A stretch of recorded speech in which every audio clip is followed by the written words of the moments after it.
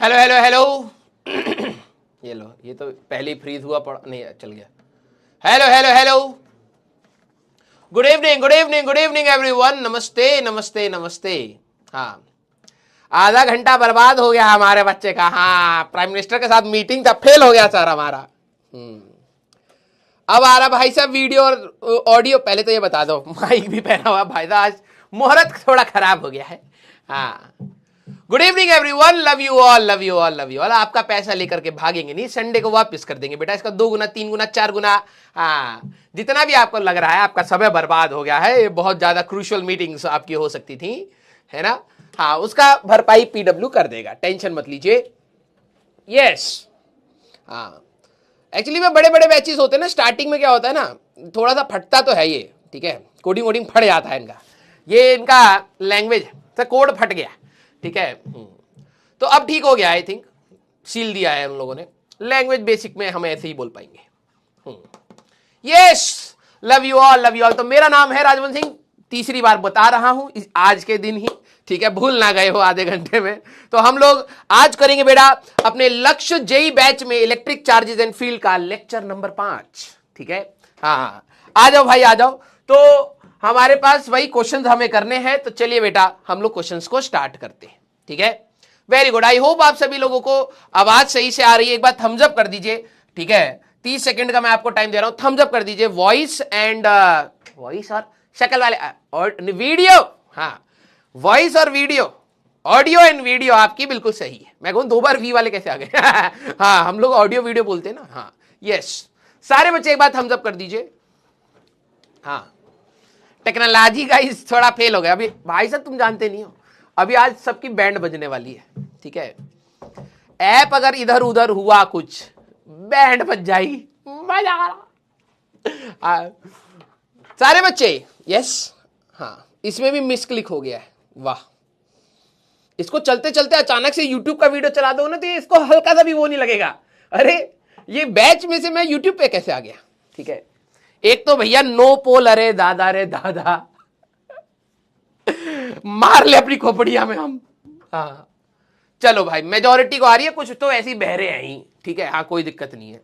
हाँ, सब कंसेप्ट पढ़ा दिया, सुनाई नहीं दिया, दिखाई नहीं दिया, वो तो 1-2% कोई दिक्कत नहीं है। यस, चलिए भाई, बहुत सही। अब आपकी चोंच रोकनी पड़ेगी। आहा, तो हम लोग बात कर रहे थे बेटा आज क्वेश्चंस की। तो आज जितने सोच के आए थे उतने तो नहीं हो पाएंगे, लेकिन जितने हो पाए अच्छी बात है, ठीक है।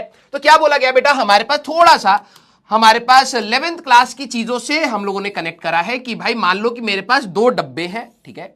इस प्रकार से एक ब्लॉक था बेटा हमारे पास इस प्रकार से एम मास का, और इसको हम लोगों ने स्प्रिंग से कनेक्ट कर दिया है इस प्रकार से एक और एम मास के ब्लॉक से, ठीक है, जो ऐसे पड़े हैं। Spring constant was given as Ks। बिल्कुल आराम आराम से करना है, प्रोसेस को दिमाग में बनाना है। Placed on smooth horizontal surface, यहां पर कोई भी फ्रिक्शन नहीं है, ठीक है। If spring is initially at natural length, सबसे पहले ये कितने पर था, अपने नेचुरल लेंथ पर स्प्रिंग था।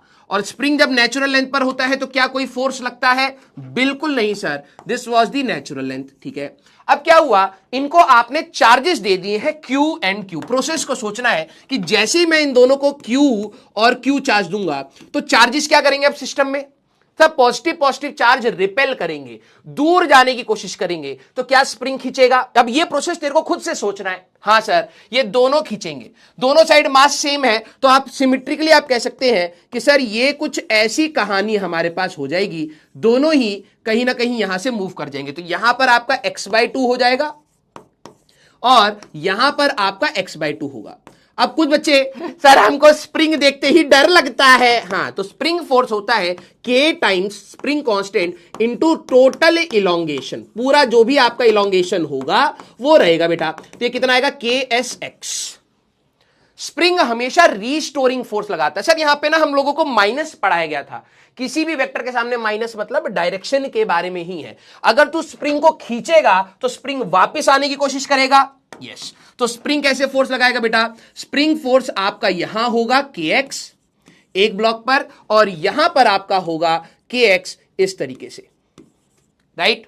अब दो चार्जेस के बीच का फोर्स क्या होता है सर? दो चार्जेस के बीच का फोर्स होता है के Q1 Q2 बाय आर का स्क्वायर, उनके बीच का डिस्टेंस।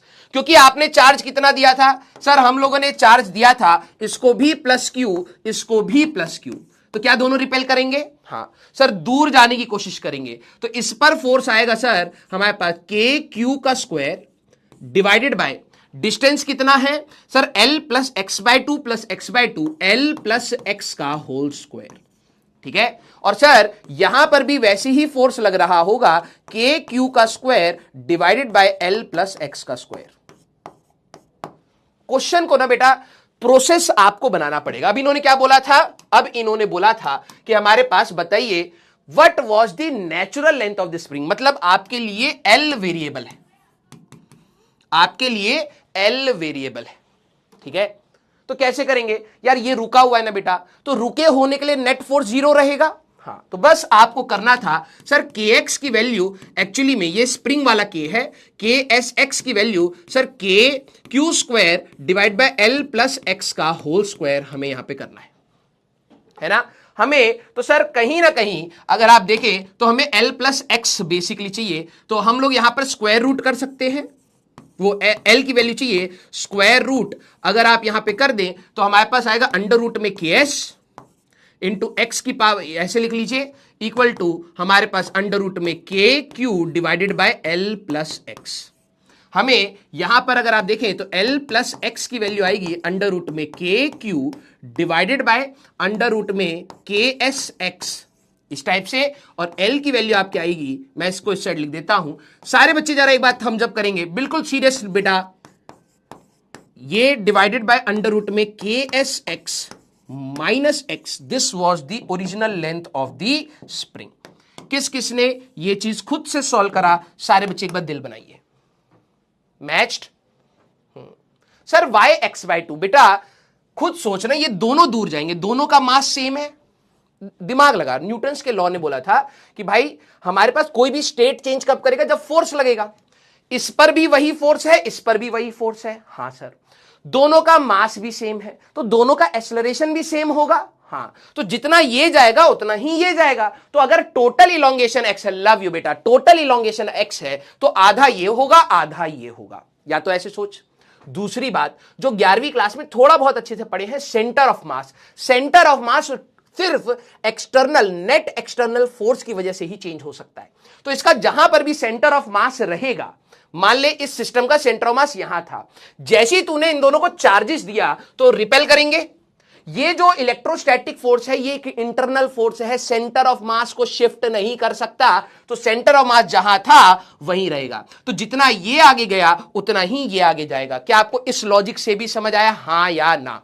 अब ये पता क्या है, अच्छा है कि आपने ये पूछ लिया, क्योंकि इससे आपकी 11वीं क्लास की कंसेप्ट रिवाइज हो जाएंगे। सेंटर ऑफ मास का कंसेप्ट भी सोच सकते थे या फिर फोर्स एनालिसिस भी सोच सकते थे। यस, हाँ या ना? Very good, very good.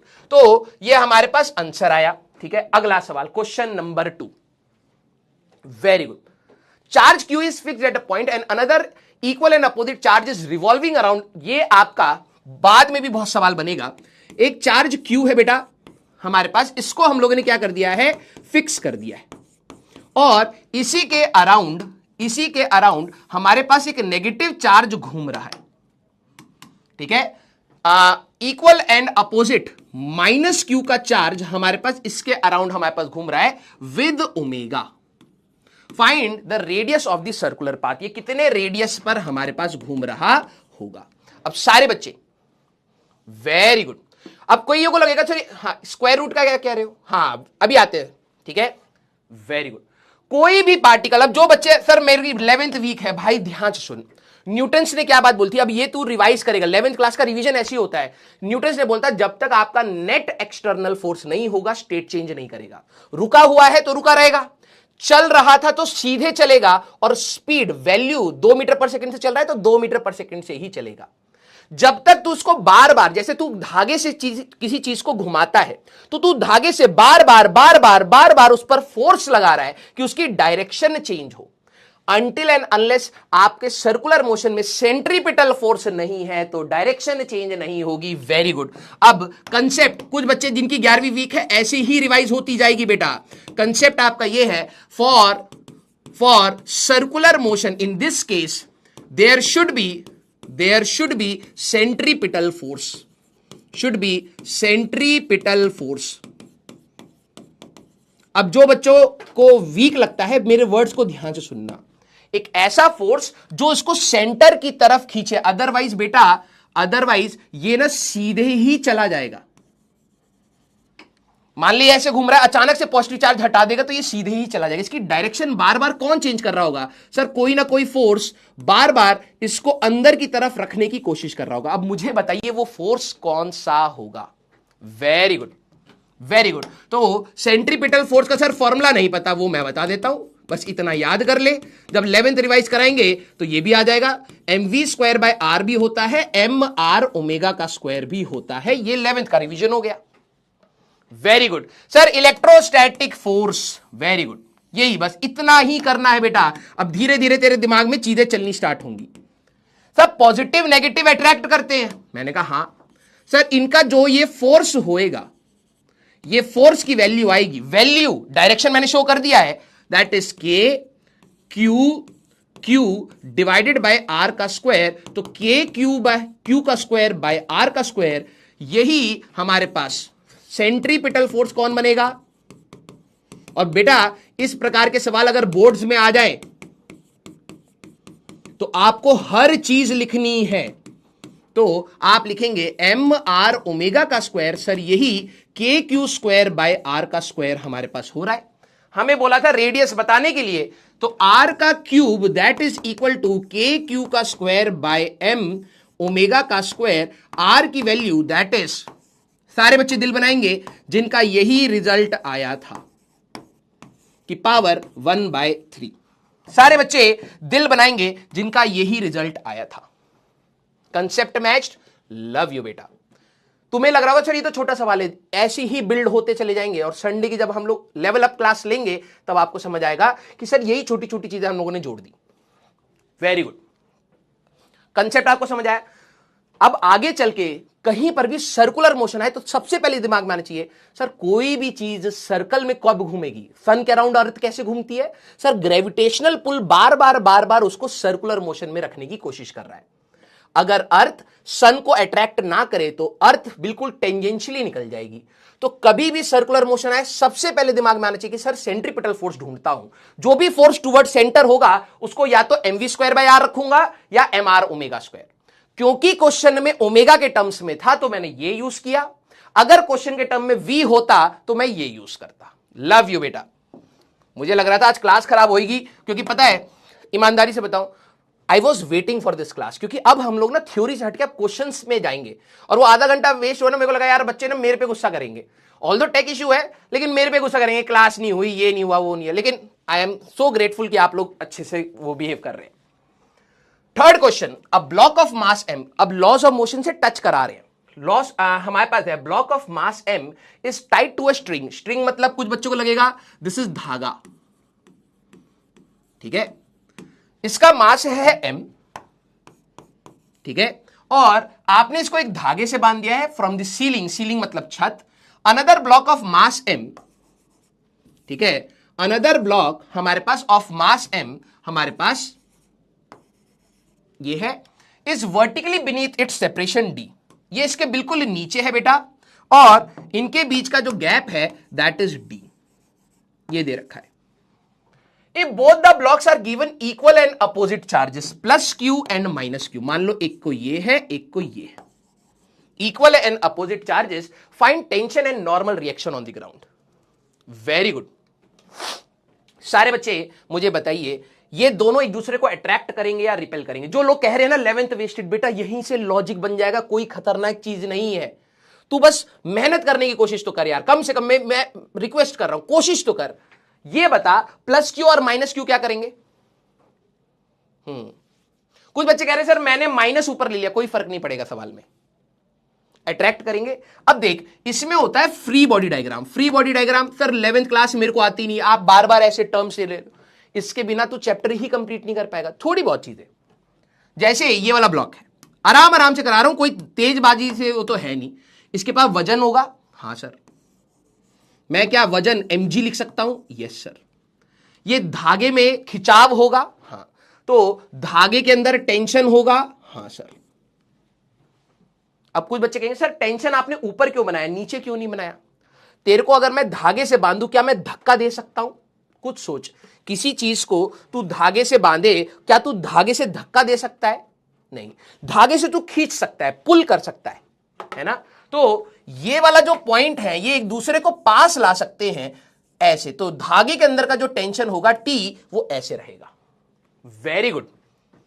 इसमें एडिशनल एक और फोर्स है सर, इन दोनों के बीच में एक एडिशनल फोर्स और आएगा। ध्यान से देखो सर, के क्यू का स्क्वायर डिवाइडेड बाय डी का स्क्वायर। कुछ बच्चे कहेंगे सर माइनस क्यों नहीं, अब लपड़ खाएगा। Minus was the attraction force, एक इधर एक इधर। ध्यान से देख, एक इधर, के क्यू का स्क्वायर बाय डी का स्क्वायर।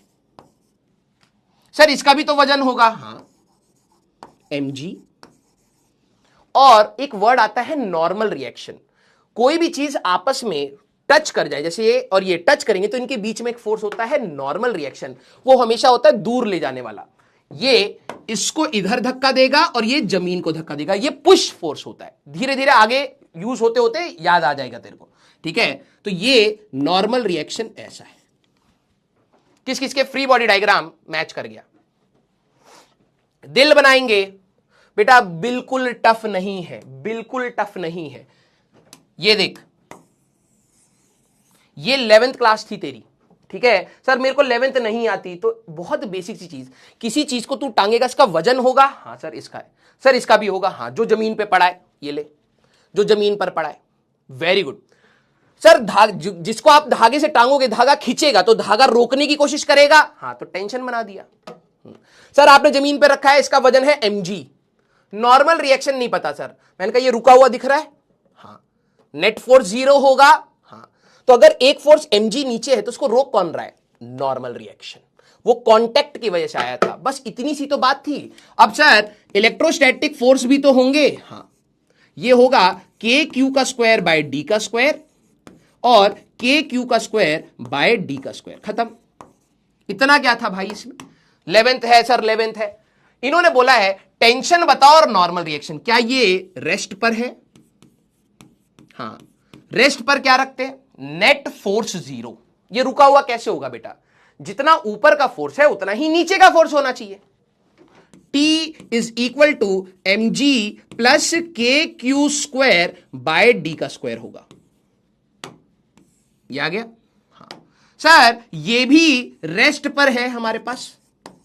तो मैंने कहा कि नेट फोर्स तो इस पर भी 0 होना चाहिए। तो नेट फोर्स 0 कैसे होगा भाई इसका? ध्यान से सुनो, नेट फोर्स इसका 0 कैसे करेंगे? सर जो भी अपवर्ड फोर्स है, ऊपर का फोर्स और नीचे का फोर्स बैलेंस आउट कर दो। n plus K Q square by D का स्क्वायर इक्वल टू mg। यहां से नॉर्मल रिएक्शन निकालना था, तो n की वैल्यू आएगी mg माइनस के क्यू स्क्वायर बाय डी का स्क्वायर। किस किसने यहां तक सॉल्व कर लिया? दिल बना दीजिए। Yes, yes, very good, love you. धीरे धीरे आगे बढ़ना बेटा। देख, हमें दुनिया से लड़ना है, लेकिन तैयारी के समय नहीं, तैयार होकर। समझ रहे हैं? दोनों में डिफरेंस है। कुछ बच्चे क्या सोचते हैं तैयारी के टाइम में, सर ये इसने इतना कर लिया होता। हमें अभी तैयारी के समय नहीं, तू भी ट्रेन हो रहा है, वो भी ट्रेन हो रहा है। जब तैयारी हमारी खत्म होगी तब लड़ना है, राइट? अगला पार्ट हमें क्या दे रखा है? If they are to be given same and equal charge. अब हम लोग इस सवाल में दोनों को सेम और इक्वल चार्ज है, +q एंड +q दे रहे हैं। What should be the value of charge so that string become slack? सारे बच्चे मेरे को बताएं स्लैक मतलब क्या होता है, क्योंकि क्लास 11th में ये वर्ड आता है कि स्ट्रिंग बिकम स्लैक। आइए पार्ट बी करेंगे। वेरी गुड, लव यू बेटा, थैंक यू सो मच बेटा। पार्ट बी, इन्होंने बोला है कि हम लोगों ने दोनों ब्लॉक्स को, एक ये ब्लॉक था m मास का, एक ये ब्लॉक था, ठीक है, m मास का। ये चार्ज इसको भी q दिया है, इसको भी हम लोगों ने q दिया है। Very good. अब जो 11वीं क्लास के वीक बच्चे हैं कि सर मेरे को नहीं आती 11वीं, ऐसी ही तो सीखी जाती है। स्ट्रिंग स्लैक मतलब है धागा, स्ट्रिंग स्लैक कहीं पर आगे आपको दिखे तो समझ जाना धागा ढीला पड़ जाए, ढीला पड़ जाए। जैसे तू तैयारी कर रहा है, जिस दिन तू ढीला पड़ गया मतलब तूने टेंशन लेना छोड़ दिया। लॉजिकल बात यही है ना, तू अगर टेंशन ले रहा है तो बिल्कुल तैयारी टाइट रहेगी, लेकिन जैसे ही तू ढीला पड़ा मतलब तूने टेंशन लेना छोड़ दिया लॉजिकली। वैसे ही धागे के अंदर जिस दिन टेंशन जीरो हुआ, जिस समय टेंशन जीरो हुआ, उसी को स्लैकिंग कहते हैं। अब मुझे सारे बच्चे सोचेंगे मुझे आंसर से मतलब नहीं है, थॉट प्रोसेस से मतलब है। मैंने कहा था आखिरी तक आते थे फिजिक्स तेरा फेवरेट सब्जेक्ट होगा, ये कन्वर्ट करना है हमें। अब मेरे को बता, दोनों के बीच में पहले तो सर वजन होगा, हाँ mg और mg। सर ये जमीन के साथ कांटेक्ट में है, नॉर्मल। सर धागा खींचेगा, टेंशन। अब मुझे एक बात बता, अगर तू दोनों को सेम चार्ज दे रहा है, plus Q and plus Q, repel करेंगे, इस वाले पर फोर्स किस डायरेक्शन में बनाएगा? जिन बच्चों को स्लैकिंग वर्ड नहीं पता है, स्लैकिंग मतलब धागा ढीला पड़ जाना।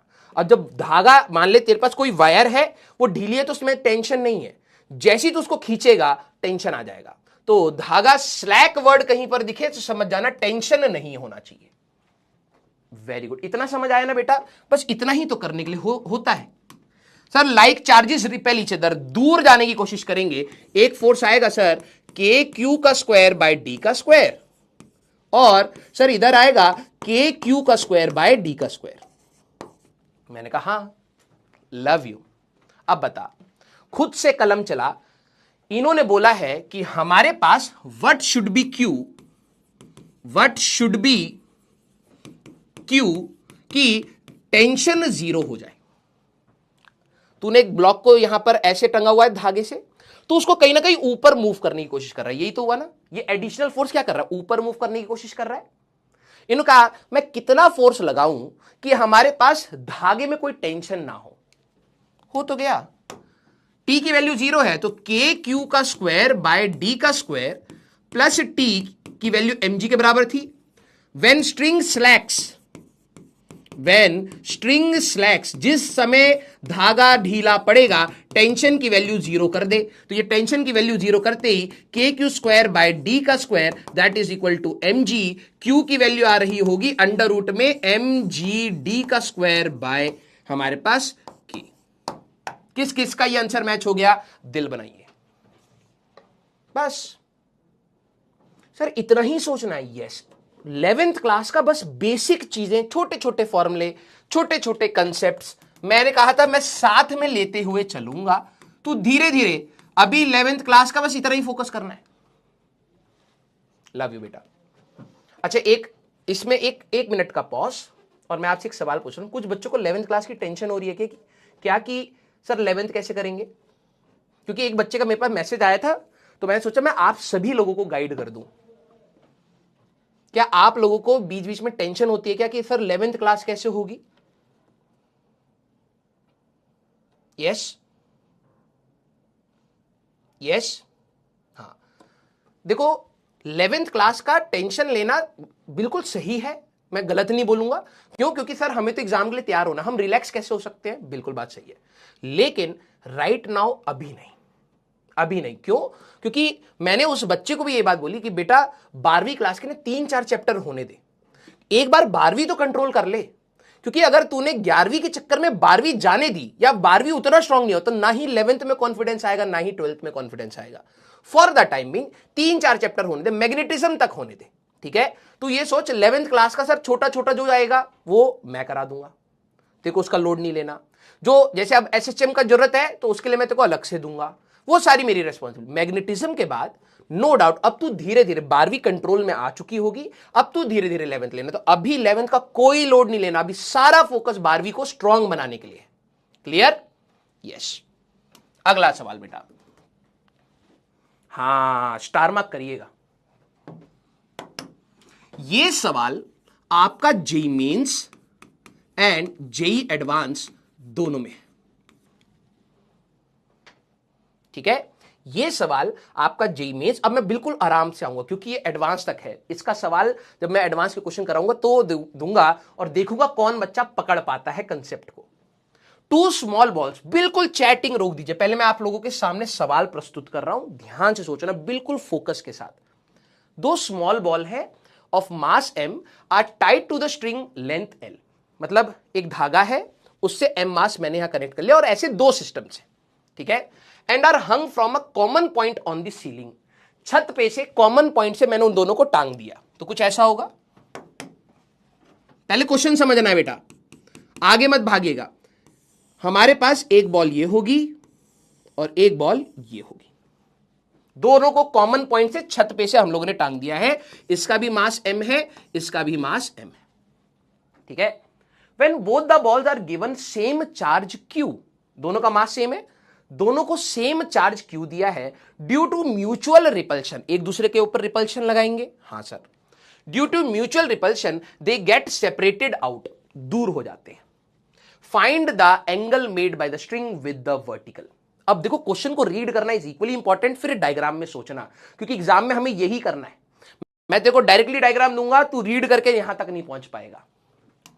अब सर दोनों को हम लोगों ने पॉजिटिव चार्ज दिया है plus Q N plus Q, मैंने कहा हाँ, तो सर ये दोनों तो रिपेल करना स्टार्ट करेंगे, बिल्कुल। तो क्वेश्चन में भी बोला है दोनों रिपेल करके कहीं ना कहीं कुछ ऐसी सिचुएशन में आ गए।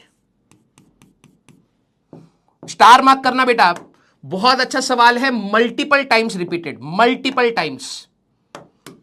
ये यहां आ गया होगा, ये यहां आ गया होगा, और जब मैं एडवांस का क्वेश्चन कराऊंगा तो इरोडोव का एक बहुत अच्छा सवाल इस पर है जो आगे हो सकता है आपके एडवांस में है, वो भी आप ही लोगों को करना है, ठीक है। तो अप्रोच बहुत ज्यादा आगे जाएगा। ये सर ऐसे, ये सर ऐसे, दोनों कहीं ना कहीं वर्टिकल से कुछ एंगल थीटा एंड थीटा ऐसे हो जाएंगे। सारे बच्चे मुझे एक बात बताइए, क्या आप यहां तक पहुंच गए, हां या ना, यस और नो। सर प्रोसेस तो यही होगा, ये दोनों एक दूसरे को रिपेल करेंगे, मैंने कहा हां, ये इनके बीच का डिस्टेंस हो जाएगा, और धागे का लेंथ है हमारे पास l, धागे का लेंथ है हमारे पास l, ऐसे यहां तक आप लोग पहुंच गए, वेरी गुड। अब मुझे एक बात बताना, ये आकर यहां पर रुके हुए हैं, ये थीटा निकालना है। पहली चीज सर आप कैसे सोचोगे, मैं ये सोचूंगा ये रुका हुआ है, इक्विलिब्रियम का क्वेश्चन है। इक्विलिब्रियम, इक्विलिब्रियम मतलब नेट फोर्स जीरो। अब मैं आप लोगों से एक एक करके आराम आराम से सवाल पूछूंगा, क्योंकि बहुत मस्त आगे मॉडिफिकेशन होंगे। मुझे इस पे बताइए कितने फोर्सेस लग रहे होंगे, स्टेप बाय स्टेप। एक बच्चा कह रहा है सर वर्क एनर्जी थ्योरम, ये जा करके रुक गए हैं। वर्क एनर्जी में मोशन की बात होती तो एंगल वेरी कर रहा होता, हमें इक्विलिब्रियम में जाकर के ये दोनों रिपेल करके यहां पे कहीं रुक गए हैं। अब आपको बताना है थीटा कितना होगा, कितने फोर्सेस, सर 3 फोर्सेस दोनों पर लग रहे होंगे। ध्यान से देखिए सर, इसका एक वजन होगा नीचे, वेट तो हमेशा नीचे होता है सर, मैंने कहा हाँ। सर यहां पर एक धागे के अंदर होगा टेंशन, क्योंकि धागा खिंच रहा होगा, हाँ। और सर पॉजिटिव पॉजिटिव रिपेल कर रहे होंगे कुछ ऐसे, ध्यान समझना। सर एक तो वजन आया mg, मैंने कहा यस। सर एक टेंशन आया T, हाँ। और सर इन दोनों के बीच में इलेक्ट्रोस्टैटिक फोर्स ऑफ रिपल्शन होगा Fe। कुछ बच्चे कहते हैं सर आपने इधर क्यों नहीं बनाया, तू भी बना ले बेटा, mg electrostatic force of repulsion and tension. बिल्कुल आराम से करना, कोई जल्दबाजी नहीं। मैं एक एक चीज को कई बार रिपीट करता हूं, अगर आप ध्यान से सुनेंगे बिल्कुल घबराहट नहीं होगी। Yes, very good. Sir Fe की वैल्यू क्या होगी, Fe की वैल्यू हमारे पास होगी कि दोनों के ऊपर चार्ज था Q एंड Q, तो मैग्नीट्यूड लिख रहे हैं हम लोग के क्यू का स्क्वायर डिवाइडेड बाय सर इनके बीच का डिस्टेंस। कितने बच्चे बता सकते हैं इनके बीच का एंगल क्यों नहीं, कितना क्या होगा, इनके बीच का डिस्टेंस क्या होगा सारे बच्चे। सर ग्रेविटेशनल क्यों नहीं लेते, अरे भाई एक अभी आएगा आगे सवाल। Gravitational force is very small, याद रखना, force is very small as compared to electrostatic force, इसीलिए हम इसको जनरली निग्लेक्ट करके चलते हैं। रियल वर्ल्ड में तो लग रहा होगा, लेकिन हम लोग निग्लेक्ट करके चलते हैं। Very good. ये बस 11th क्लास का इतना ही चाहिए भाई। देखो ये राइट एंगल ट्राइंगल दिख रहा है, अगर एल को रिजॉल्व करोगे, L cos theta, L sine theta, और L cos theta, L sine theta, ये इनके बीच का डिस्टेंस है। क्लियर? Very good. तो अगर मेरे को फोर्स की वैल्यू चाहिए, जरा ध्यान से समझना, अगर मुझे फोर्स की वैल्यू चाहिए तो सर ये डिस्टेंस का स्क्वायर करना पड़ेगा 2l साइन थीटा का होल स्क्वायर। हां, तो ये फोर्स की वैल्यू है। क्लियर? अब मुझे सारे बच्चे बताएं। वेरी गुड बेटा, वेरी गुड। ये रुका हुआ है ना बेटा, ना ही नीचे जा रहा है, ना ही आगे पीछे मूव कर रहा है। यहीं से सवाल बना, ना ही नीचे जा रहा है, ना ही आगे पीछे मूव कर रहा है। तो मतलब नेट फोर्स अलोंग एक्स कितना होना चाहिए sir? 0। Net force along Y कितना होना चाहिए सर? 0। तो सर एक काम करो, इस टेंशन को ना आप रिजॉल्व कर लो। ये एंगल थीटा है तो ये भी थीटा है। मैंने कहा हां, तो टी कॉस थीटा सर इधर आ जाएगा आपका, जिस साइड एंगल होता है उस साइड कॉस वाला लिखते हैं बेटा, और उसके परपेंडिकुलर ये लिखते हैं T sine theta. Very good. ये 11th क्लास का ही सवाल हो गया सर। टेंशन को रिजॉल्व कर लिया, T cos theta, T sine theta. Sir ये ना ही एक्स में मूव कर रहा है, सिग्मा एफ एक्स की वैल्यू 0, तो सर हमारे पास टी साइन थीटा कितना बनेगा sir? T sine theta that should be equal to electrostatic force. हां, और टी कॉस थीटा किसके बराबर? ये ऊपर नीचे कहीं नहीं जा रहा, तो ये किसके बराबर होना चाहिए sir? T cos theta that should be equal to M G. अगर मैं यहां से tan थीटा की बात करूं, that is F E by M G. सारे बच्चे पहले यहां तक पहुंचिए, फिर आगे बढ़ते। यहां तक पहुंच गए? Very good, very good. Sir same question done in LLM? बिल्कुल। लो, आप लोगों ने 11वीं क्लास में यह सवाल किया होगा।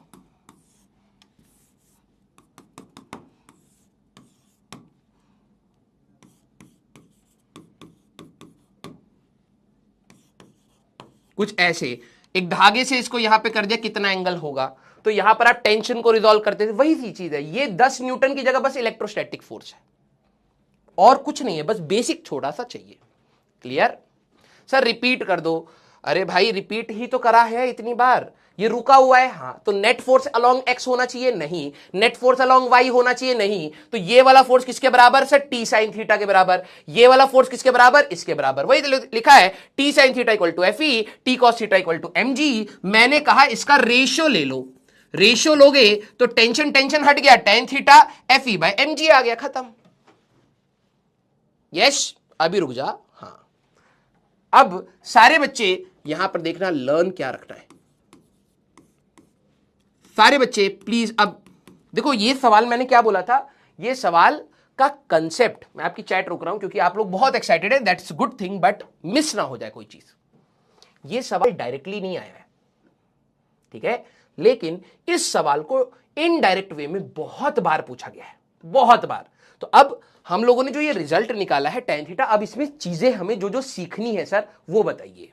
तो पहली चीज हमने क्या सीखी कि यहां पर जब दो पेंडुलम्स एक दूसरे से दूर होते हैं, तो यहां पर थीटा, दोनों पर चार्ज क्यू एम जी और मास एम, ऐसे लिख देता हूं, मास एम। तो पहला रिजल्ट हम लोगों ने जो निकाला है बेटा, ध्यान से सुनना, दैट tan थीटा की value F E by M G है। ये एक बहुत इंपॉर्टेंट रिजल्ट बनेगा आगे चल के। अब एक बच्चे ने बोला रॉन्ग, देख लिया था मैंने कमेंट, एक बच्चे ने बोला रॉन्ग। बात आपकी सही है। क्यों सर? उसका रॉन्ग सही क्यों बोल रहे हो आप? आ तो गया एंगल, मेरे को अगर थीटा चाहिए तो tan inverse of F E by M G कर दो सर, बात तो सही है। लेकिन बेटा तेरे को याद है इन दोनों के बीच में एफ की वैल्यू क्या थी सर? के क्यू का स्क्वायर डिवाइडेड बाय, तुमने ही बताया था 2l साइन थीटा का होल स्क्वायर, तो this will be 2l sine theta का होल स्क्वायर। इसमें भी तो एंगल है, अभी तूने सही तो रिजल्ट निकाला नहीं, लेकिन ये फिर भी यूज होता है, इसलिए याद रखना है।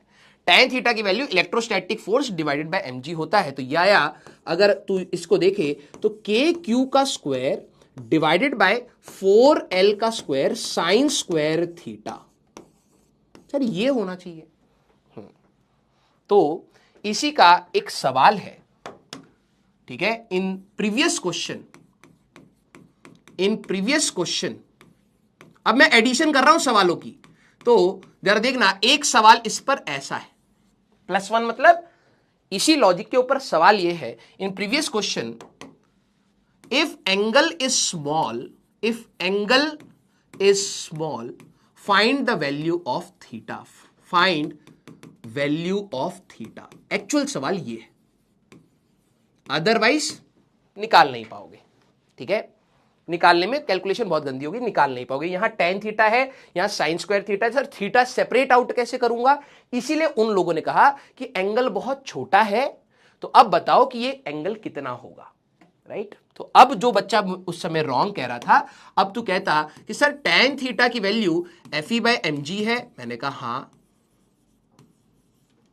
यस सर FE की वैल्यू तो ये थी, यस, हमारे पास के क्यू का square sir divided by 4l का square mg sine square theta होगा सर।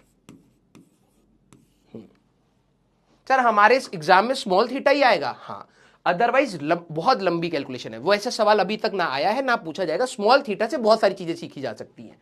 तो जरा ये देखना, अब तू यहां ले आएगा tan theta into sine square theta, that is के क्यू का स्क्वायर डिवाइडेड बाय 4l का स्क्वायर mg। अब देख तू थीटा यहां से निकाल नहीं पाता है ना, क्योंकि ये sine theta by cos theta लिखेगा तो साइन क्यूब थीटा, किसी तरीके से या तो ट्रिग्नोमेट्री बहुत ज्यादा लगा करके तू सिंप्लीफाई करता, हो सकता है, ऐसा नहीं है कि नहीं हो सकता, लेकिन कैलकुलेशन बहुत बढ़ेगी। रियल सवाल क्या था कि ऐसे बॉल्स थी, आपने चार्ज दिया, एक छोटा सा एंगल बना। सवाल रियल ये था कि आपने चार्ज दिया, एक छोटा सा एंगल बना, क्योंकि मैंने स्मॉल एंगल पहले बोला होता ना, बच्चे यहीं से अप्रोक्सीमेशंस लगाते, मैं नहीं चाहता, मैं चाहता था पहले बेसिक से सीखे। अब रियल सवाल ये है कि आपने जो चार्ज दिया उससे जब ये दूर गए, थीटा वॉज स्मॉल। अब सर हमें तो मैथ्स आती नहीं, हमें तो 11वीं आती नहीं, हमने क्या कहा था कि हम तुम्हें मदद करते हुए चलेंगे। इसको कहते हैं स्मॉल एंगल अप्रोक्सीमेशन। जिन बच्चों ने बेसिक मैथ्स अर्जुना 1 से पढ़ी हुई है उनको याद होगा स्मॉल एंगल अप्रोक्सीमेशन। सर मेरे को नहीं आती, सीख ले भाई, कोई ज्यादा हाई लेवल रिसर्च छोड़ना है। कभी भी अगर आपको सवाल में स्मॉल एंगल दे रखा हो तो आप tan थीटा को थीटा मान सकते हैं, कोई गलत नहीं होगा।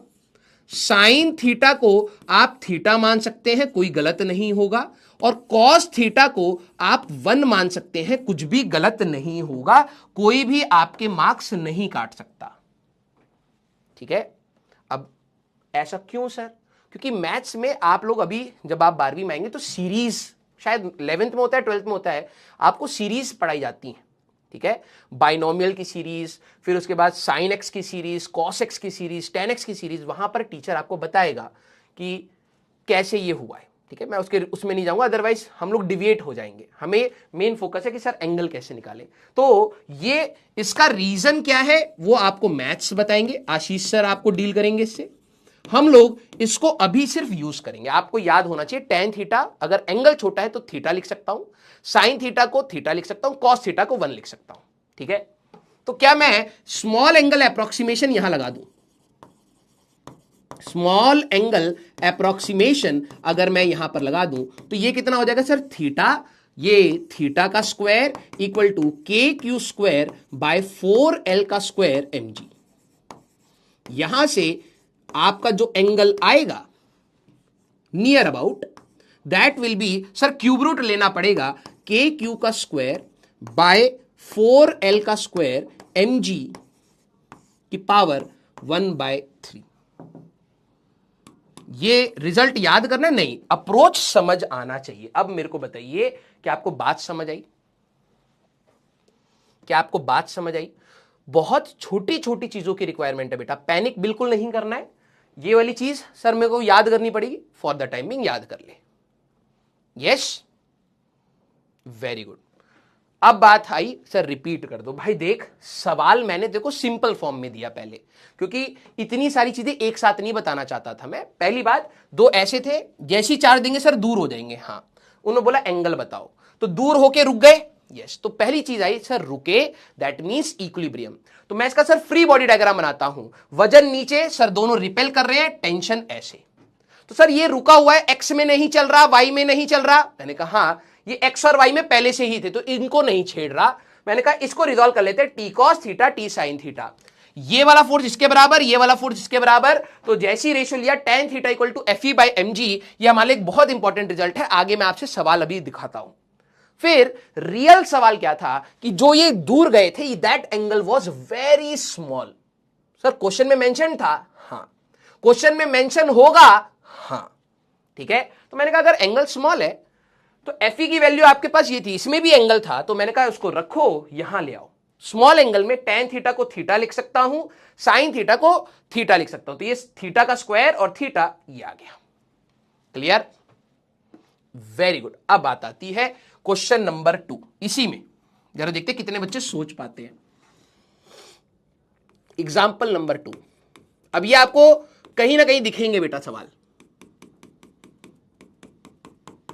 अब एक बात बताओ, ये m है, ये m है, इसको चार्ज Q1 दिया, इसको चार्ज Q2 दिया।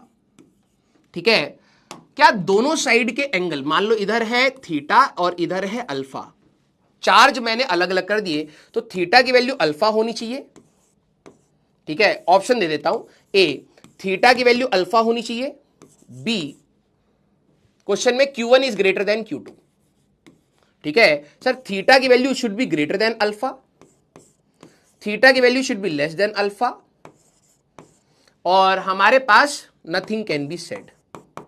चलो जरा देखिए, nothing can be said.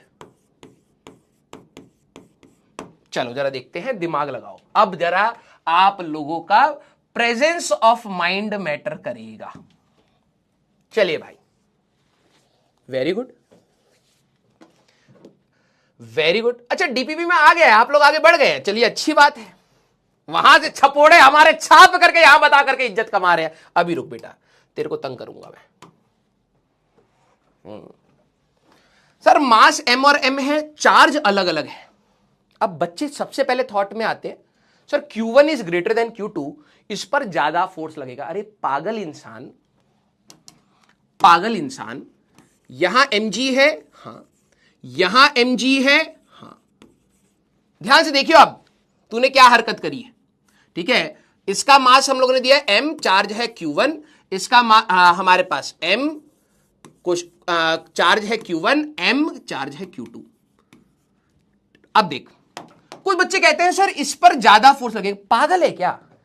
Force of interaction, force of interaction के Q1 Q2 by are square. इसने इस पर जितना फोर्स लगाया होगा उतना ही फोर्स इसने इस पर लगाया होगा। ये बेटा Fe एंड Fe। भाई जिन लोगों ने कहा या सोच लिया कि इसने इस पर ज्यादा लगाया या इस पर ज्यादा, कुछ नहीं बेटा, दोनों की वैल्यू हमारे पास K Q1 Q2 by R का स्क्वायर ही होगा। राइट, एक्शन रिएक्शन दोनों की वैल्यू सेम है, तो टेंशन भी सिमेट्रिकल सिस्टम बनेगा, टेंशन भी सेम है। भाई यहां दो फोर्स लग रहे हैं, यहां दो फोर्स, तो इधर अलग थोड़ना हो जाएगा। तो हमारे पास अगर तू देखे तो tan theta equal to Fe by mg होता है सर। हाँ, इधर भी Fe लग रहा है, इधर भी Fe लग रहा है, इधर भी mg लग रहा है, इधर भी mg लग रहा है, तो क्या तुम्हारे लिए थीटा की वैल्यू अल्फा के बराबर नहीं होगी? यस और नो? तो ए ऑप्शन एक्चुअली में आंसर होना चाहिए था। जरा देखें, समझ आया? हाँ, जिनका पोल नहीं आ रहा कोई दिक्कत वाली बात नहीं, आप चैट में और कंसेप्ट मैच होना चाहिए। अब जरा मैं इसमें एक और ऊपर चलता हूं। चलो एग्जाम्पल नंबर 3 इसी में ये हमारे पास थे, यहां एक धागा, यहां एक धागा, ठीक है। यहां का मास है m1, यहां का मास है m2, चार्ज है q, चार्ज है q, ये वाला एंगल इज थीटा, ये वाला एंगल इज अल्फा। मैंने बोला Q1 इज, वो चार्ज तो सेम दे दिया है, M1 is greater than M2। अब मेरे को बताएंगे कि ऑप्शन कौन सा बनेगा। ए वही theta equal to alpha, B sir theta less than alpha, C theta greater than alpha, D nothing can be said. हम इंट्रोवर्ट है सर, हम कुछ नहीं बता सकते, ठीक है। अबे दिमाग तो लगा सकता है ना, तू इंट्रोवर्ट है तो।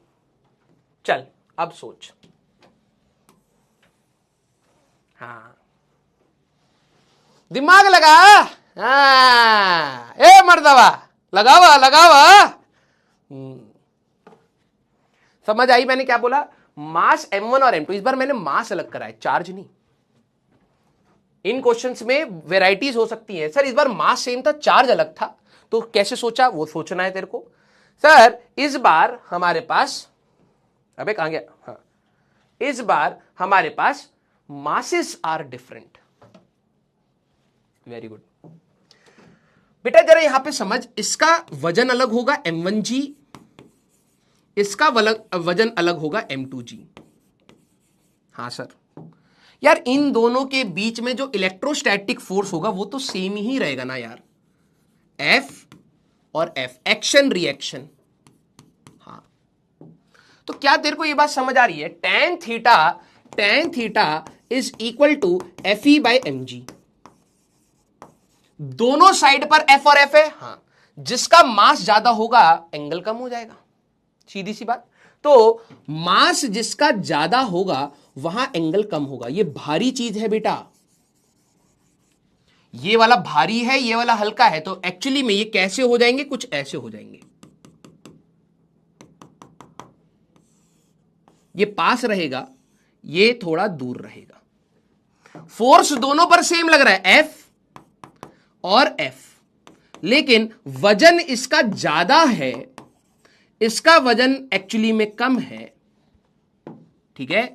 इसका वजन एक्चुअली कम है, जिसका वजन ज्यादा है वो यहां पर पास रहेगा, ये यहां पे दूर रहेगा। तो थीटा की value should be less than alpha हमारे पास होना चाहिए। बी ऑप्शन हमारा आंसर आना चाहिए। समझ आ रहा है।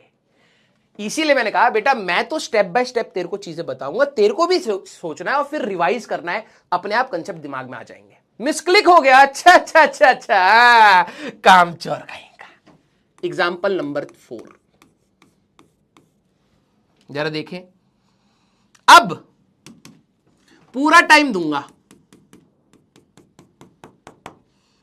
यहां पर है हमारे पास m1, ठीक है, मास है m1, चार्ज है q1, चार्ज भी अलग, मास है m2, चार्ज है q2। इस बार m2 is greater than m1 है, but q2 is less than q1 है। ये वाला एंगल मैं आपको दे रहा हूं थीटा, ये अल्फा। अब बताओ जरा कि sir theta equal to alpha होगा, B theta greater than alpha होगा, C theta less than alpha होगा, डी क्योंकि अब चार्जेस उल्टे उल्टे हैं, वैल्यू आपने दी है, nothing can be said.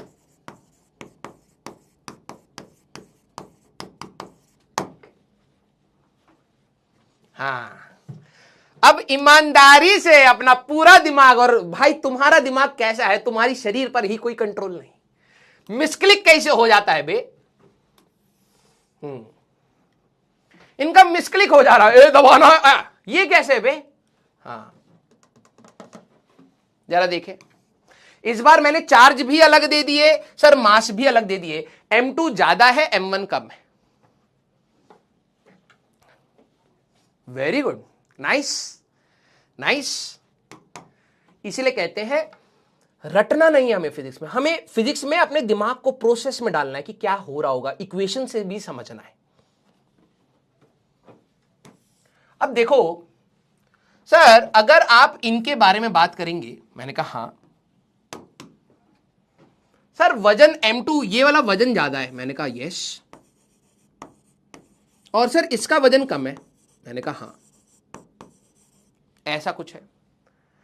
Charge अलग अलग है सर, क्या इन दोनों के बीच में, अब जिसने ये चीज, हाँ अब आ रहे हो बेटा लाइन पर बेटा, दोनों चार्जेस अलग हैं sir. Q2 is less than Q1। अबे क्या फर्क पड़ता है? एक बात बता कि एक चार्ज तेरा 1 कूलम और एक चार्ज तेरा 2 कूलम, इनके बीच का अगर r डिस्टेंस है तो फोर्स टू लिखने के बाद जब करेगा रिपेल करेंगे। हाँ सर, मैंने कहा ये रहा फोर्स, ये रहा फोर्स। फोर्स कितना होगा sir? K into 1 into 2 divided by R का स्क्वायर। मैंने कहा ये कितना होगा sir? K into 1 into 2 divide by R का स्क्वायर। अबे गधे, चार्ज सेम हो या चार्ज डिफरेंट हो, वैल्यू तो दोनों सेम ही होंगी। हाँ सर, तो यहां लगाना हाँ कर रहा है। ये देख, F इधर और F इधर, दोनों पर सेम ही होगा। चार्ज अलग हो इससे कोई लेना देना ही नहीं है, सारा खेल मास का है। हमें यह बात पता है tan theta is equal to Fe by mg। कुछ बच्चे कहेंगे सर मास बढ़ेगा तो tan थीटा कैसे? स्मॉल एंगल ले ले, अपने आप समझ आएगा। स्मॉल एंगल ले, जिस समझाने के लिए कह रहा हूं, तो डायरेक्टली दिखेगा तेरे को, नहीं तो तेरे को अब मैथ्स में घुसाएंगे, तेरा दिमाग कहां करता है काम इतना। दोनों पर फोर्स सेम, हाँ। दोनों पर जी सेम, हाँ। जिसका मास ज्यादा होगा उसका एंगल कम होगा, यह बात सोच सकता है। तो मास किसका ज्यादा है सर? M2 का ज्यादा है। तो मैंने कहा यह कहानी एक्चुअली में कुछ ऐसी होगी, ध्यान से देख।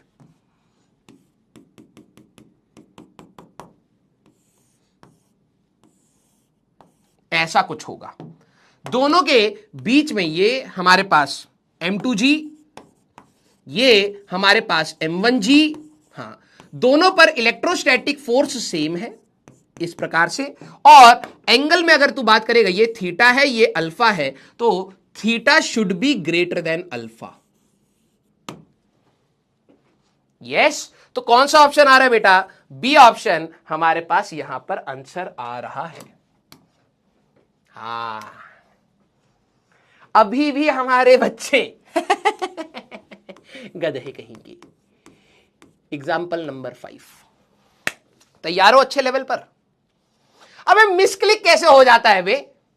हैं? जिनका पोल नहीं आ रहा, आपका जवाब मैच करना चाहिए, आपकी थॉट प्रोसेस मैच करनी चाहिए। ठीक है, अब सवाल क्योंकि थोड़ा सा अच्छे लेवल पर लेके जा रहा हूं, ठीक है, देखते हैं कितने बच्चे सोच पाते हैं। थोड़ी सी 11वीं की जरूरत पड़ेगी, पैनिक नहीं करना। मैं चैट बंद कर रहा है, तो जो बच्चे 11वीं का प्रोसेस जानते हैं वो करेंगे। मैं पहले 11वीं का हल्का से एक कंसेप्ट रिवाइज कराऊंगा फ्लूइड्स का। ठीक है, क्वेश्चन क्या है? क्वेश्चन ये है, ध्यान सुनना, कि मेरे पास इसी प्रकार से 2 बॉल्स थी, दोनों को चार्ज दे दिया, तो ये हमारे पास इधर हो गया, ये हमारे पास इधर हो गया। डेंसिटी ऑफ बॉल मैंने आपको दी है, density of ball that is equal to rho. ठीक है, और चार्ज हमारे पास है, charge on spheres that is Q। mass of sphere is same, mass of spheres is same, charge भी सेम, मास भी सेम। तो पहले दिमाग में क्या आएगा सर? दोनों का एंगल सेम आ रहा होगा, राइट? ठीक है, अब यहां पर जो भी ये एंगल से डिविएट हुए, सर स्मॉल एंगल होगा या लार्ज एंगल होगा? तो स्मॉल लेना चाहे स्मॉल ले ले, लार्ज लेना चाहे लार्ज ले ले, कोई दिक्कत नहीं आएगी। ठीक है, तू स्मॉल ले ले, थीटा स्मॉल है, थीटा हमारे पास स्मॉल है।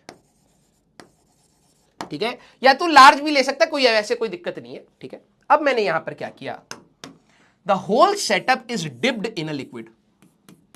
द होल सेटअप, ये पूरा सेटअप क्या हुआ है?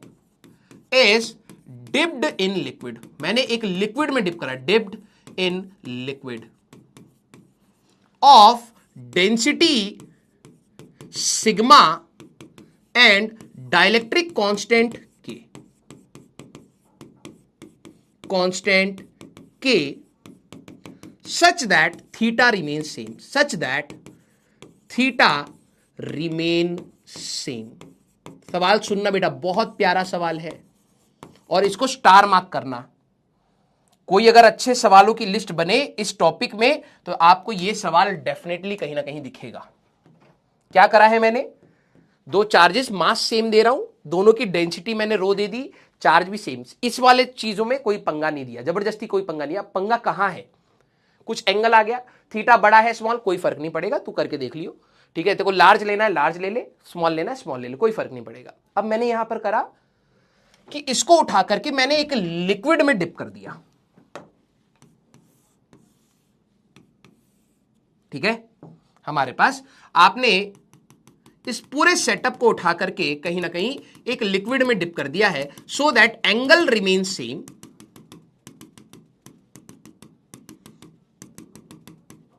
ठीक है, हमारे पास, इसको मैं स्टेटमेंट ऐसे कर देता हूं, हमारे पास density sigma what should be dielectric constant, what should be dielectric constant, उस लिक्विड का डाइलेक्ट्रिक कांस्टेंट बताइए, dielectric constant, so that theta remain same, so that theta remain same. Question सुनेंगे दोबारा, जिनको आता है करना चाहते हैं बिल्कुल करें। मैंने इस पूरे सिस्टम को क्या करा है बेटा, ऐसे लिक्विड में डिप कर दिया है। ठीक है, यहां पे पूरे सिस्टम को एक लिक्विड में डिप कर दिया है। ठीक है, और ये कह रहे हैं कि इसका डाइलेक्ट्रिक कांस्टेंट ऐसा क्या हो कि यहां जो आपका एंगल आया था, ये वाला एंगल थीटा अभी भी वही रहे। मैं अभी चैट ऑन नहीं करूंगा, मेरे वर्ड्स को ध्यान से सुनना। कुछ बच्चे बोलेंगे कि सर एंगल वेरी करना भी क्यों चाहिए था। भाई तू खुद सोच, tan थीटा एक्चुअली में Fe/mg है। क्या है, Fe/mg है। जब तू किसी लिक्विड में डिप करेगा तो क्या इलेक्ट्रोस्टैटिक फोर्स वेरी करते हैं, खुद सोच। सर इस पर तो चार्ज हमारे पास Q है, इसका भी मास mm, मैंने कहा हाँ बिल्कुल सही। तो जो इनके बीच में जो फोर्स आएगा, इलेक्ट्रोस्टैटिक फोर्स, क्या पहले जैसे ही रहेगा? पहले तो ये सोच, क्योंकि ये पढ़ा चुका हूं। इलेक्ट्रोस्टैटिक फोर्स मीडियम डिपेंडेंट है। जैसे तुमने वैक्यूम से उठा करके इसको मीडियम में डिप करा तो सर डेफिनेटली हमारे पास फोर्स वेरी करेगा, और फोर्स वेरी करा तो tan थीटा वेरी कर जाएगा। हाँ सर, तो इन्होंने कहा है कि मैंने एक लिक्विड में डिप करा है लेकिन थीटा सेम रहना चाहिए, के की ऐसी क्या वैल्यू हो। अब करो वो बच्चे जो कहते हैं कि सर मेरे को 11वीं नहीं आती, मैं तो सर फ्लूइड्स तक में पूरा प्रॉपर आवारा बन गया था, तो मैंने कहा आजा बेटा तेरे को थोड़ी सी सुधारने की मैं कोशिश करता हूं। ध्यान समझ, एक वर्ड होता था बुयंट फोर्स, ये 9वीं क्लास में बताते हैं। ठीक है, उन बच्चों को जिनकी 11th नहीं आती, मैंने कहा था मैं बीच बीच में जैसे जैसे आएगा बताते हुए चलूंगा। अब ये तेरी रेस्पॉन्सिबिलिटी है, सुन, 100% बताऊंगा, इसमें कोई कमी नहीं होगी। ये समझेगा सवाल हो जाएंगे, आगे भी हो जाएंगे। ठीक है, बुयंट फोर्स, कभी भी तू किसी बॉडी को पानी या किसी लिक्विड में डिप करता है तो तेरे को ऊपर की डायरेक्शन में एक फोर्स मिलता होगा। जैसे तूने मग उठा, पानी में डुबो, तू गिलास उठा, पानी में डुबो, तेरे को ना हमेशा एक अपथ्रस्ट मिलेगा। अपथ्रस्ट इन लिक्विड, अपथ्रस्ट मतलब force in upward direction, force in upward direction, हमेशा एक अपथ्रस्ट इन लिक्विड मिलता है, उसी को हम लोग कहते हैं बुयंट फोर्स। कहने का मतलब, जैसे मान ले कि ये हमारे पास लिक्विड था, ठीक है, इसके अंदर तूने एक बॉडी को यहां पर रखा है। डेंसिटी ऑफ बॉडी क्या है हमारे पास, density of body that is equal to हमारे पास रो, डेंसिटी ऑफ लिक्विड, ध्यान से सुन, density of liquid that is equal to sigma. ठीक है, and volume is V। Clear? तो जब भी तू किसी चीज को पानी में डुबोएगा या किसी भी लिक्विड में डुबोएगा, उसके ऊपर एक ऊपर की डायरेक्शन में फोर्स लगेगा। एक तो इसका वजन होगा, एक लिक्विड इसके ऊपर की डायरेक्शन में फोर्स लगाती है, इसी को हम लोग कहते हैं buoyant force. FB means buoyant force and this is weight. समझ आया? ऊपर की डायरेक्शन में जो लिक्विड ने फोर्स लगाया, दैट इज बुएंट फोर्स। अर्जुना 1 वालों को याद आ रहा होगा, लेट मी चेक कितने बच्चे अच्छे हैं। बेटा आप दूसरे बच्चे प्लीज परेशान मत होइएगा।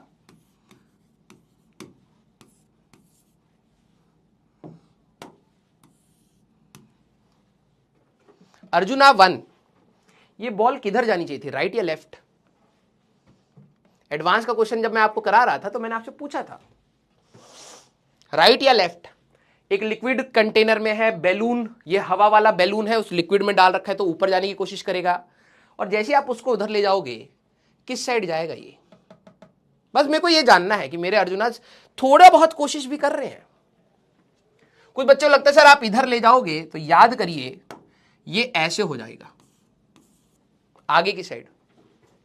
वेरी गुड, लव यू बेटा, ठीक है। बस इतना, वैसे इसके यहां जरूरत नहीं पड़ेगी लेकिन आप लोगों ने बता दिया वही बहुत है।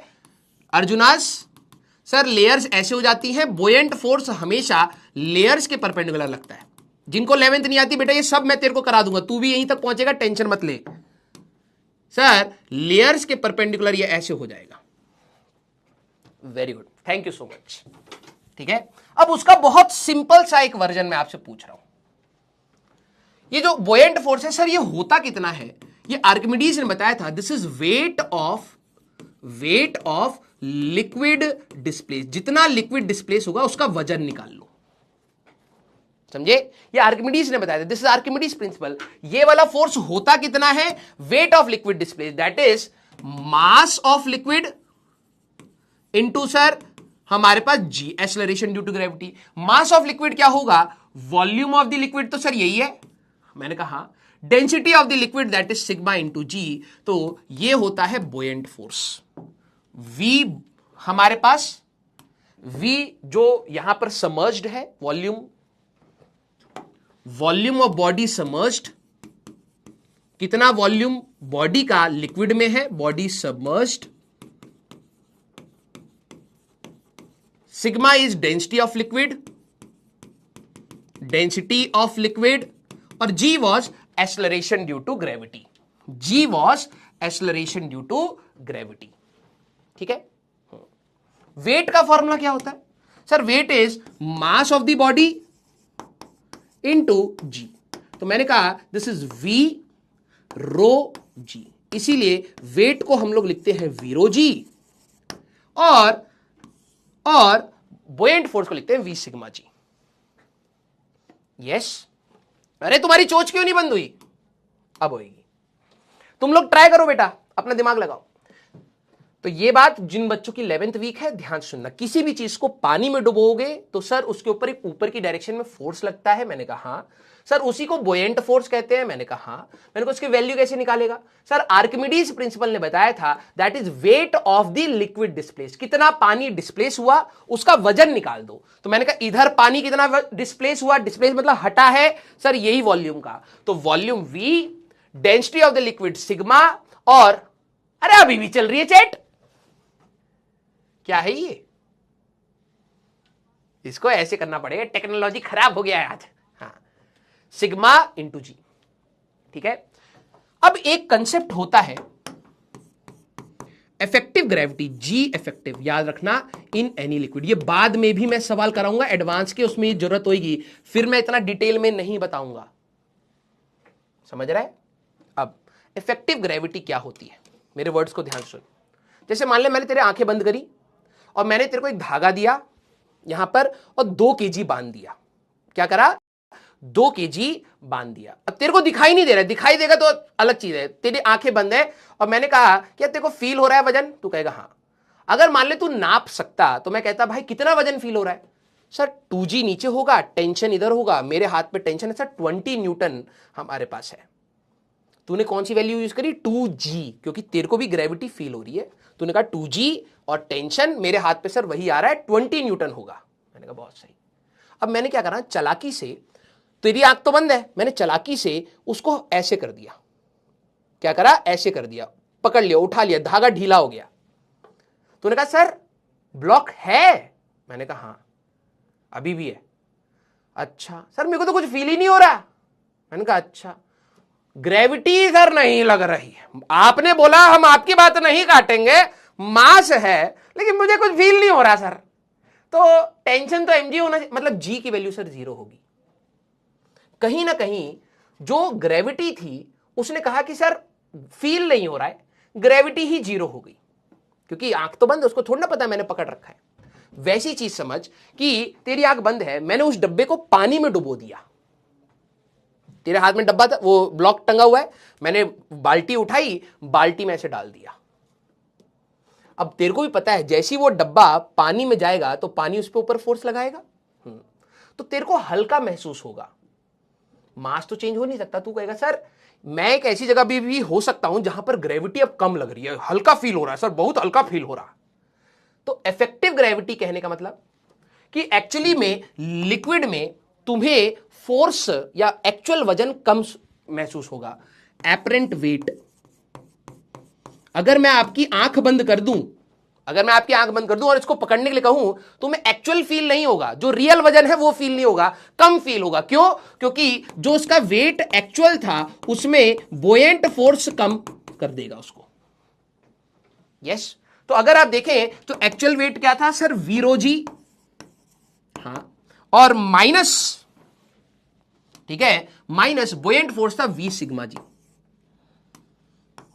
अगर मैं वी रो जी को कॉमन ले लूं तो यहां आएगा 1 माइनस सिग्मा, हमारे पास सिग्मा बाय रो। ये लिक्विड का है और ये बॉडी का है, राइट। अब जरा देखना, अरे इसको मिनिमाइज करते हैं, हाँ अब करना ही पड़ेगा, अब क्या करें। एपरेंट वेट क्या होता है, जो आपको महसूस हो रहा है, that is m into ji effective, और m क्या था, V rho g effective. V rho गया। आपको इस पूरे प्रोसेस से याद क्या रखना है, इन एनी लिक्विड, कोई भी लिक्विड अगर आपका है, आप g की जगह क्या यूज करेंगे लिक्विड के अंदर, g into 1 minus density of liquid by density of body, this is your apparent gravity. Effective gravity वही है 10 मीटर पर सेकंड स्क्वायर, लेकिन क्योंकि बॉडी पानी में है तुझे हल्का लगेगा, और हल्का लगने के लिए वैसे तू कहेगा सर मास चेंज नहीं हुआ, मैंने कहा नहीं मास वही है 20 केजी, तो सर फिर जी कम हुआ होगा तभी मेरे को हल्का महसूस हो रहा है। तो किसी लिक्विड के अंदर क्या ग्रेविटी चेंज होती है, कुछ गधे ये सोच लेते हैं, वाह वाह वाह वाह सर क्या पढ़ाए हो, मजा आ गया, ए मास्टर आप बताइए ग्रेविटी पानी में चेंज होता है कि नहीं होता है? टीचर बोलेगा कि नहीं होता है, आता ही नहीं है, हमें फार्मूला रटाया गया है। गधे, ए गधे क्या कर रहा है? मैंने बोला पानी के अंदर भी ग्रेविटी वही है, लेकिन बोयेंट फोर्स की वजह से हमें कम महसूस होती है, तो वो इफेक्टिव है, ये बचा कुचा है, ठीक है। गधा कहेंगा। अब आते हैं सवाल पे, फिर टाइम हो जाएगा। कुछ ने सोच लिया होगा अब मैं जाऊंगा अपनी क्लास में ना भाई साहब धुआंधार सवाल पूछूंगा। अबे पहले तू तो समझ ले, ठीक है। ग्रेविटी जी ही है पानी के अंदर, लेकिन पानी ने एक और फोर्स लगाया, तेरे को वजन कम महसूस हुआ, तो तू बोलेगा जी की जगह पर सर जी इंटू 1 माइनस सिग्मा बाय रो रख लो, दिस इज इफेक्टिव ग्रेविटी। अपने आप आपको पानी के अंदर वजन पता लग जाएगा। अब आते हैं इसकी बात करें। अब ये रिजल्ट बहुत मैटर करेगा। तुम कहते हो सर डाइलेक्ट्रिक कांस्टेंट कैसे निकालेंगे? ऐसे निकालेंगे, एक्सपेरिमेंट है ये पेंडुलम था, हाँ, तो यहां पर दोनों पर मास m और m, हमारे पास चार्ज q, तो क्या हमारे लिए tan theta Fe by mg होगा? यस।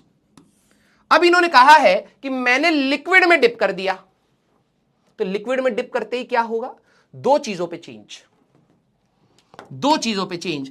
इलेक्ट्रोस्टैटिक फोर्स जो है, इलेक्ट्रोस्टैटिक जो अगर आप देखें नया फोर्स जो होगा सर, पुराने फोर्स का 1/k हो जाएगा। ये हम लोग मीडियम का डिपेंडेंस पढ़ चुके हैं, 1/k टाइम्स हो जाता है। और जो न्यू एपरेंट वेट जो होगा, एपरेंट वेट जो होगा sir, that will be m into ji effective, m into G into 1 minus density by this. Clear है क्या? सारे बच्चे दिल बनाइएगा, वेरी गुड। ये जेई एडवांस का पीवाईक्यू है, पुराना है, आ चुका है, जेई मेंस में 3 बार आ चुका है। ठीक है, अप्रोच हमें, मैंने देखो सवाल मैं वैसे नहीं दे रहा कि तुम सोचो एडवांस है, तू प्रोसेस बना कि सर पहले angle tan theta equal to FE/mg है। हाँ, जैसे आप मीडियम में डिप करोगे क्या चेंज आना चाहिए? सर मीडियम में इलेक्ट्रोस्टैटिक फोर्स चेंज हो जाता है 1/k, this is dielectric constant 1/k हो जाएगा। मैंने कहा बहुत सही। पानी में डिप करते ही सर ग्रेविटी वैसे तो जी ही है लेकिन हमें फील अलग होती है, तो इफेक्टिव ग्रेविटी आ जाएगी सर G × 1 - σ/ρ। मैंने कहा बहुत सही। तो यहां जो एंगल होएगा, उन्होंने कहा एंगल इज सेम, तो यहां पर भी सर अगर आप tan थीटा की बात करोगे तो सर ये आएगा FE/k डिवाइडेड बाय mg × 1 - σ/ρ। मैंने कहा हां, क्योंकि क्वेश्चन में दे रखा है दोनों साइड में एंगल सेम है, तो तू अगर यहां पे स्मॉल एंगल लेता तो थीटा थीटा रहता, कोई दिक्कत वाली बात नहीं है, तब भी एंगल इज सेम, तो तू कह सकता है since angle is same, since angle is same, तो tan थीटा जो पहले का था वह बाद में भी वही रहेगा। हाँ, तो पहले था सर FE/mg, इस बार हो गया है FE/k × mg × 1 - σ/ρ। मैंने कहा हो तो गया ससुरे सवाल। FE गया, mg गया, k की वैल्यू 1 डिवाइड बाय 1 - σ/ρ, k की वैल्यू is rho divided by rho minus sigma. ये आपका एडवांस का सवाल है। अब हम लोग जब एडवांस की क्वेश्चंस करेंगे तो आपको दिखेगा कौन कौन यहां तक आ गया था। सर मैं धीरे धीरे आया तब भी ये प्रोग्रेस है, सर मैं बहुत जल्दी से इस आंसर पर आया तब भी वो प्रोग्रेस है, सर मुझे थोड़ा थोड़ा समझ आया तब भी वो प्रोग्रेस है। बस अगर तूने मेहनत नहीं करी, तूने 0.1% भी सवाल में सीखने की कोशिश नहीं करी, तभी तेरा प्रोग्रेस नहीं हुआ। तू थोड़ा सा भी आगे बढ़ा, that means it was a progress. पहुंच गए? अब देखो कुछ बच्चे होते हैं ना, रिजल्ट सर ये याद करना है, ये करना है। भाई मैं कहता हूं मत याद कर, तू एनालिसिस सोच कि भाई क्वेश्चन में ये दिया है एंगल सेम है, तो पहले का angle tan theta equal to FE/mg, बाद में भी वही है, लेकिन क्या फोर्स सेम रहेगा? नहीं। लिक्विड में सर 1/k हो जाता है तो FE/k, लिक्विड में सीधे अब याद रखना ग्रेविटी, एक नई ग्रेविटी यूज कर लेंगे, एपरेंट हमारे पास G × 1 - σ/ρ, दोनों का एंगल सेम ही आया। अब देख, ये था डाइलेक्ट्रिक कांस्टेंट ऑफ लिक्विड, बस ये लास्ट चीज, डाइलेक्ट्रिक कांस्टेंट ऑफ लिक्विड। किसी भी लिक्विड का डाइलेक्ट्रिक कांस्टेंट क्यू कैसे निकाल सकता है? डेंसिटी से। अगर तेरा एंगल सेम रहा तो तू याद रख density of body divided by density of body minus density of liquid. ये देखो पानी का डेंसिटी पता है, ग्लिसरीन का पता है, मरकुरी का पता है, उससे ही तू लिक्विड का डाइलेक्ट्रिक कांस्टेंट निकाल सकता था। क्लियर? यस। तो आज यहीं तक रखते हैं, मजा आया मेरे को पढ़ा करके, ऑल दो हमारा थोड़ा सा टाइम कम हो गया। ठीक है, ये वाला एक HCV का बहुत अच्छा सवाल है, इसको लेवल अप क्लास में लेंगे, जब हम लोग अपने क्वेश्चंस का लेवल और ऊपर ले जाएंगे। पहले थॉट प्रोसेस इनिशिएट करेंगे, लेवल अप क्लास में लेंगे। ठीक है, इसके बाद ये वाले क्वेश्चंस हम लोग आज हो जाते यार, मस्त हो जाते, लेकिन चलिए कोई नहीं, हम लोग कल की क्लास में भी सवाल ही करेंगे। ठीक है, आप इनको करके भी आ सकते हैं वैसे तो, अब करके आइए जरा देखेंगे। इसको अभी मैं हटा रहा हूं, कल की क्लास में मजा आएगा, बहुत है मजा आएगा। बस भगवान करे टेक हमारा काम कर जाए। ठीक है, टेक हमारा काम कर जाए। तो 1 2 3 4 5 और ई कहा जी छोटो सवाल दे रहा है, कर लेंगे ना जी। यस, हाँ। अब आप डीपीपी आप 1 2 3 एंड 4 01 02 03 04 स्ट्रगल हसल करना है हमें। ठीक है, कहीं पर भी मेरे एंटरपेंटर कल्ट गिव अप मत करिएगा। बाहर की दुनिया तुम्हें बोला अरे भाई तेरा नहीं होगा, कह रहा और भी बढ़िया है भाई, हमें चाहिए भी नहीं अभी, हमें अगले मई में चाहिए, तू अभी ले ले, हम अगले साल ले लेंगे। ठीक है और क्या, छोड़ेगा ना थोड़ा ना तुमको। यस, लव यू ऑल बेटा। मुझे बहुत मजा आया आज आपको पढ़ा करके, ऑल दो हमारा आधा घंटा मिस हुआ तो प्लीज उसको माफ करिएगा, ठीक है। And please do let me know how was the class. आप लोगों का जोश देख के, आपके कमेंट्स पढ़ के सही बता रहा हूं, अगली क्लास ऐसा लगता है भाई साहब, मैं कह रहा था आज मैं इतना एक्साइटेड क्यों था, क्योंकि आपका रिस्पॉन्स इतना मजेदार था, ठीक है। तो please do let me know, ठीक है, how was the class and I will be waiting for your messages. इतनी अंग्रेजी मैं रट के आया था तो अरे यार आप लोगों की क्लास है, मैं चला जाता हूं, ठीक है। Go take a proper break, और इसके बाद आई थिंक आप लोगों की केमिस्ट्री क्लास है, do enjoy that class too and we will meet in the next class. Till then tata bye bye, take care, पढ़ते रहिए एंड मचाते रहिए।